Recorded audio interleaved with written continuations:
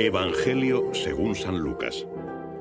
¿Quién de vosotros, si tiene un criado arando o pastoreando, cuando llega del campo le dice: «Pronto, ven y siéntate a la mesa»? ¿No le dirá más bien: «Prepárame la cena, arréglate para servirme mientras yo como y bebo, que luego comerás y beberás tú»? ¿Acaso ha de estar agradecido aquel criado porque hizo lo que se le había ordenado?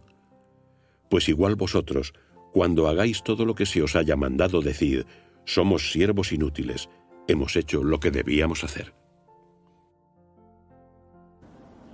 El Evangelio del día de hoy está tomado del capítulo 17 de San Lucas. Podemos decir que es un pasaje en el que Cristo, por medio de una sencilla comparación, nos invita al mismo tiempo a la generosidad y a la humildad. Nos habla el Divino Maestro de unos trabajadores que al final de su jornada simplemente deben decir: hemos hecho lo que teníamos que hacer. Da la impresión de que esta generosidad raya en la injusticia. Tanto trabajo solamente para decir: era mi deber. ¿No se supone que hay grandes y hermosas recompensas para los que son fieles a Dios? Por supuesto que las hay, pero es un grave peligro trabajar simplemente por la paga o trabajar por la recompensa. Cristo, en esta comparación, en esta parábola, quiere despertar en nosotros la capacidad de trabajar no por la recompensa o el pago que nos va a dar el Señor, sino porque Él es el Señor. Es decir, se trata de descubrir que nuestra primera recompensa y nuestro primer pago es ser siervos de semejante Señor.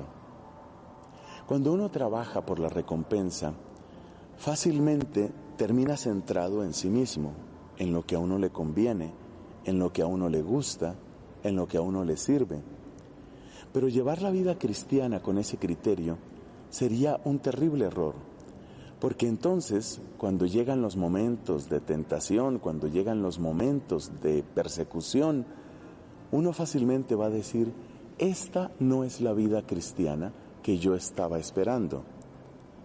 Es que cuando uno trabaja por la recompensa, en el fondo es como si pensara que Dios tiene un deber con uno.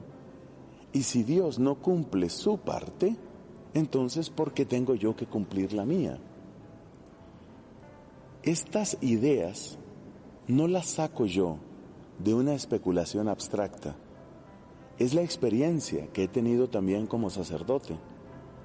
Creo que ustedes y yo conocemos personas que cuando tienen algún problema realmente grave, por ejemplo, se enfrentan con una quiebra, se enfrentan con una enfermedad muy seria, sufren la pérdida inesperada de un pariente.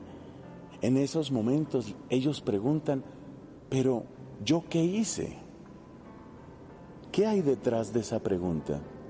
Esa persona lo que está diciendo es: Dios tendría que responder al mismo nivel que yo le estoy trabajando.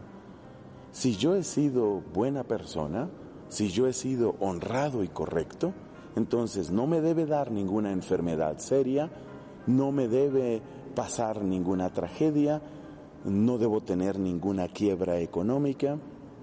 Fíjate que estas personas están cayendo en la lógica del negocio y de la transacción con Dios, y considerando que Dios tiene obligación con ellos, empiezan a medir a Dios a partir de su comportamiento, el cual estiman óptimo.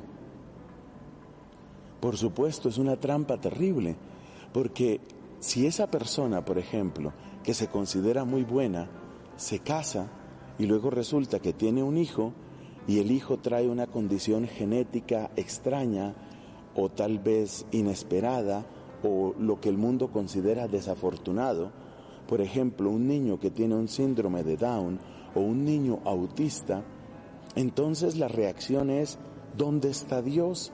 Dios, ¿por qué me hace esto? Dios es injusto. Incluso he conocido personas que dejan su práctica religiosa y abandonan a Dios, porque consideran que Dios no ha sido correcto en su pacto con ellos. ¿Ves hasta dónde llegan las consecuencias de esto?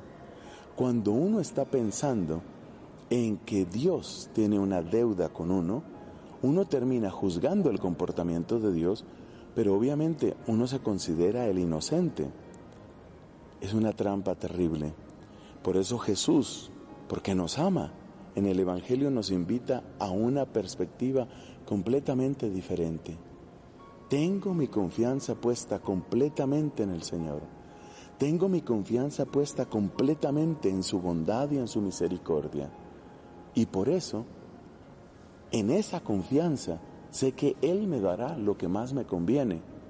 Pero mi alegría está en primer lugar en que Él es mi Señor, lo cual, entre otras cosas, significa que no tengo otro Señor en mi vida, que no busco otro Dios en mi vida.